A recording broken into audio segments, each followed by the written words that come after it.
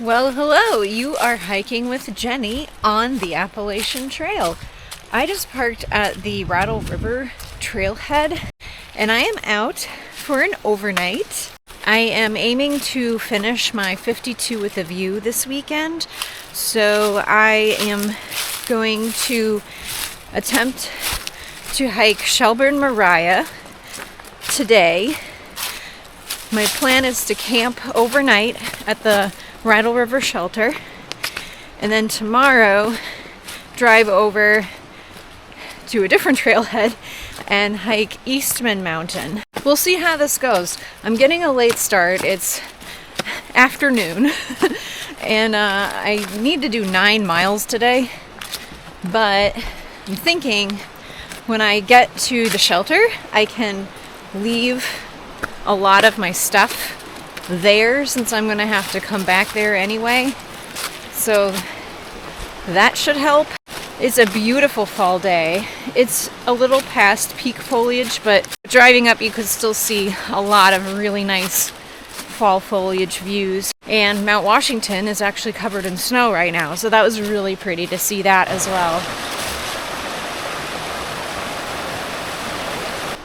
At the time I'm recording this, it's been a week since my last trip up north, where I tackled 2 other 52 with a view peaks, and I was pretty sore after that trip for a couple days, and that's kind of a wake-up call for me. Like, I need to pay more attention to my physical fitness.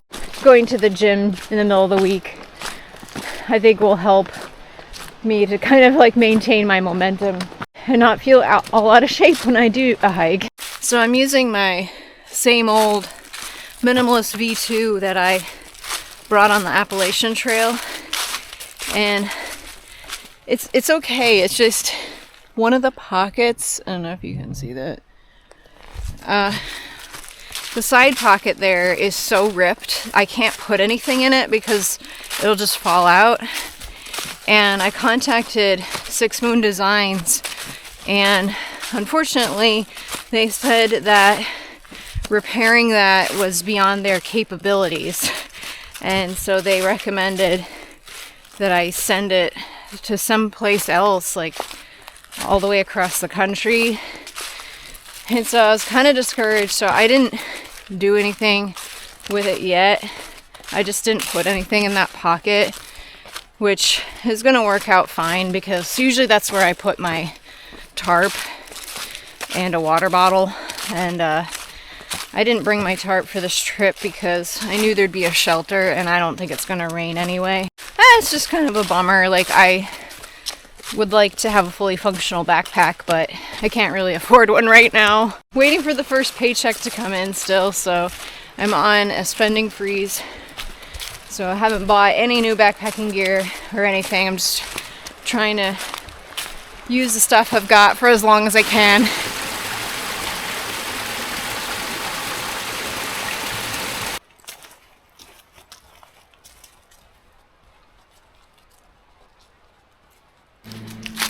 Coming up to the shelter.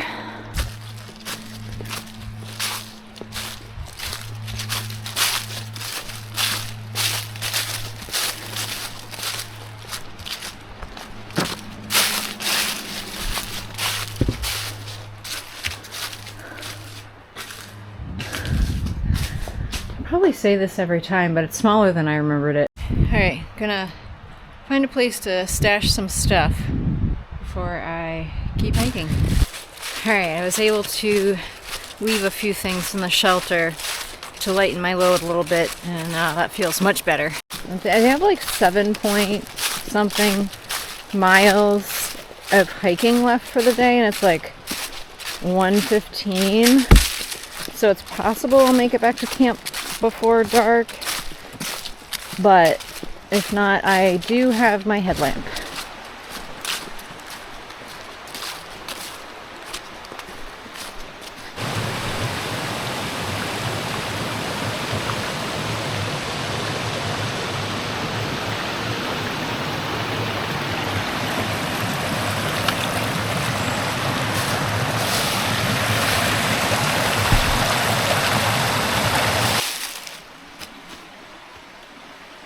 think this is the spot where I stealth camped on my Appalachian Trail through hike. And I was aiming for the Rattle River shelter where I just came from, but didn't make it there.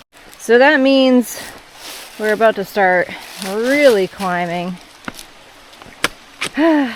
But luckily, I think there's only 2 miles going up, and then the rest will be coming back down.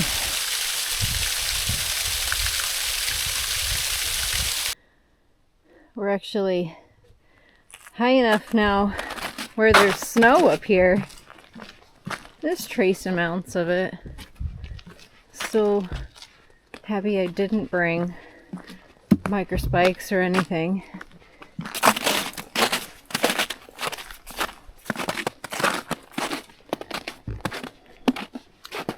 Oh joy, this looks like a wet, muddy mess. So we don't actually have 2.7 more to go. That's actually past the peak. So I think it's probably more like half that. A little over 1 maybe.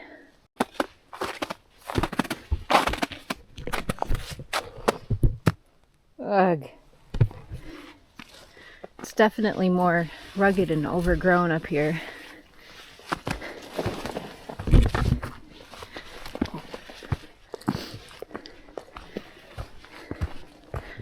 But I'm not seeing much snow.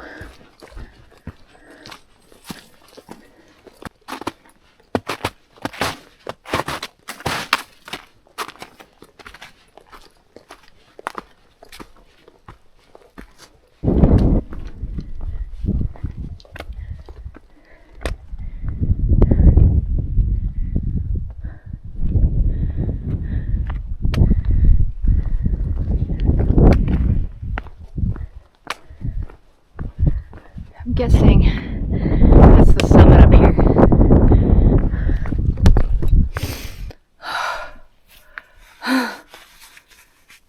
I just took a bad spill on these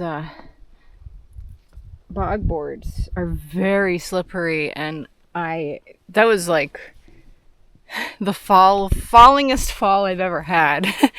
I slipped, my foot slipped and I fell backward and I landed on my butt, so I was okay. I didn't get hurt or anything, and I was really glad that I had my backpack on to cushion my fall, but whoa, that could have been a lot worse. Ugh. So, through here actually wouldn't be a bad idea to have microspikes, but the snow is so like crunchy, like partially melted, so it's kind of deceiving. Makes you think it wouldn't really be necessary, but the boards are so slick.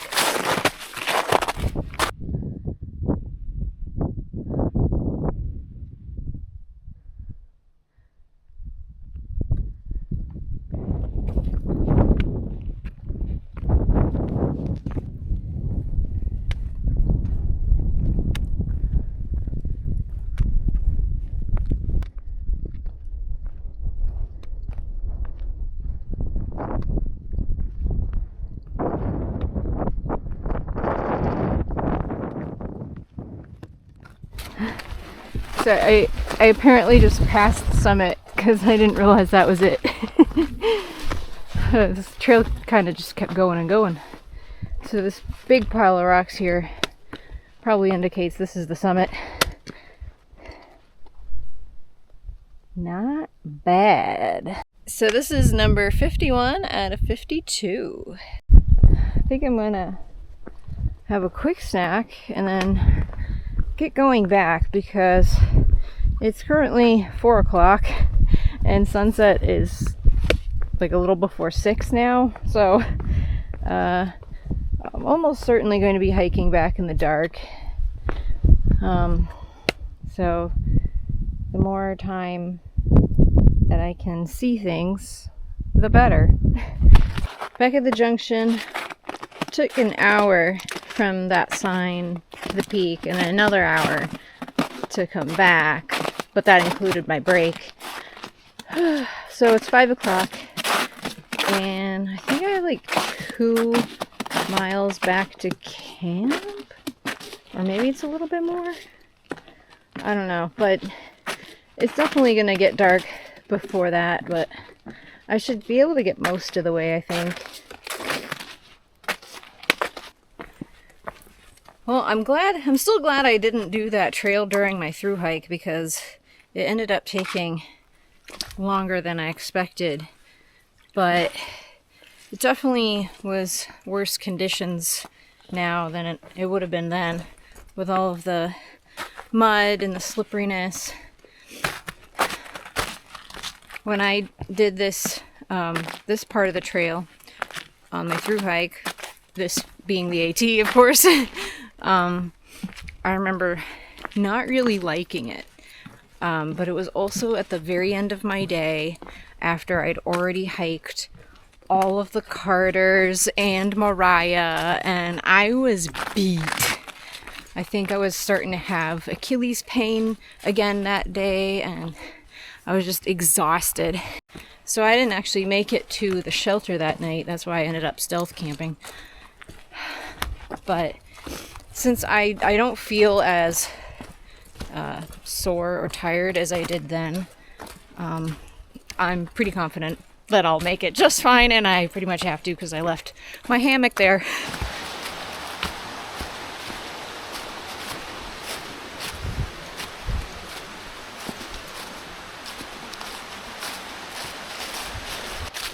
Made it back to camp, and I didn't even have to crack out my headlamp.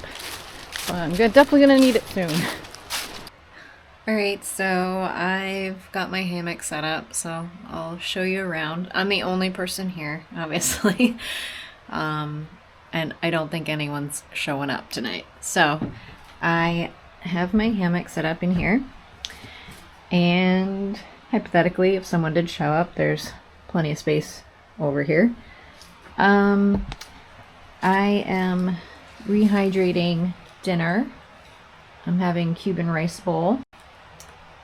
And I need to take care of my washing up tasks for the night and change into my camp clothes and then have dinner and basically chill.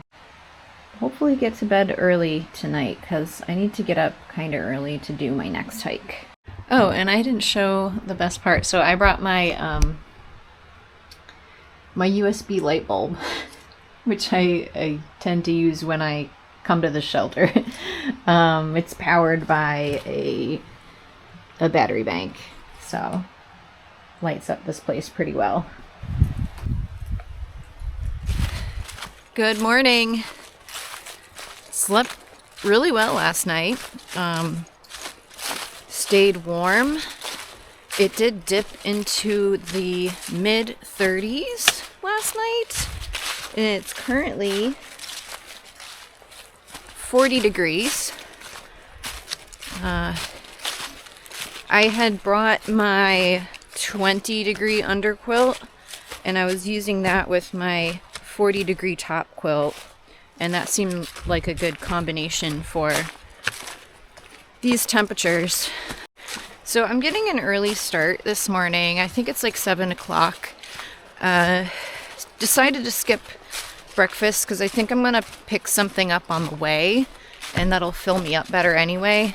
My socks and shoes are still a little damp from yesterday, walking through all the mud, so I'm hoping that they dry out as I hike. It's really pretty with all the leaves, and you could hear the leaves falling at night, and I kept thinking that there was something running around, but it was just the leaves getting blown around. While I'm hiking back to the car, some reflections on the hike yesterday. Was not my favorite trail. I did like it up at the summit, but and part of it why I didn't like it was probably the current conditions, but it was very muddy, very slippery, and I kept tripping on rocks like constantly. So I was not a huge fan. Not one that I would want to do again necessarily. Compared to like North Percy, which had even better views, and the trail was difficult, but at least, I don't know, it was shorter. So I think I'd do that one over this one for sure. But I do always love camping at Rattle River Shelter. It's just it's convenient because it's like 1.6 miles from the road, and it's a pretty easy trail to get there. Really good for like if you're testing out gear for winter backpacking or just in general, because it's a short hike to the car if things don't go as planned. So right now I'm on my way to the trailhead for Eastman Mountain. I'm meeting up with somebody there, so I don't know how much I'm going to film today, but I'll try and at least get some views of the summit, since that's going to be my last 52 with a view peak, and I'm gonna be officially completing this list, so that's awesome. I'm really glad I'm getting out here before winter, because they close the road. One of the roads to get there is gated in the winter because they don't maintain the road, and so I'm not positive if you can hike it or if there's like another road you can use to get there in the winter. But just to play it safe, I'm happy I'm doing it now, and we should still get some fall foliage views, which will be great. So I'm really excited. There are some nice campsites off the side of the road here, and I kind of wish I knew about that ahead of time, because I might have planned this trip a little bit differently, but I'm also happy with the way it worked out.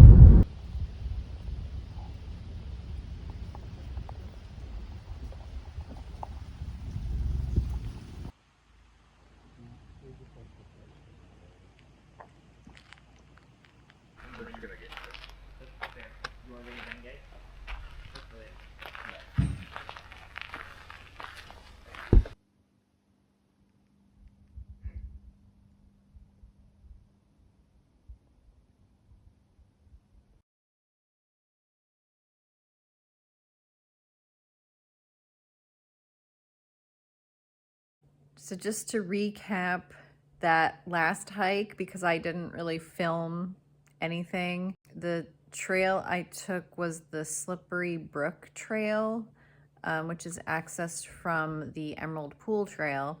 It was fairly steep, but it was more gradual. There wasn't really any technical parts, and it was nice. It was a little bit shorter than Shelburne-Moriah, so overall it was a nicer trail. So now what? I finished my 48, I finished my 52 with a view. What is the next list that I'm gonna do? I do still have my 67 to complete. I have 3 peaks left on that. Not going to be able to finish it this season because 2 of them are in Baxter State Park, which is now closed for the winter. So what does that leave? It looks like my next major list that I have mostly complete after the New England 67 is my New England 100 highest list. I still have like the fire towers, the 100 fire towers. I love working on that list because those mountains and hills are all over New Hampshire.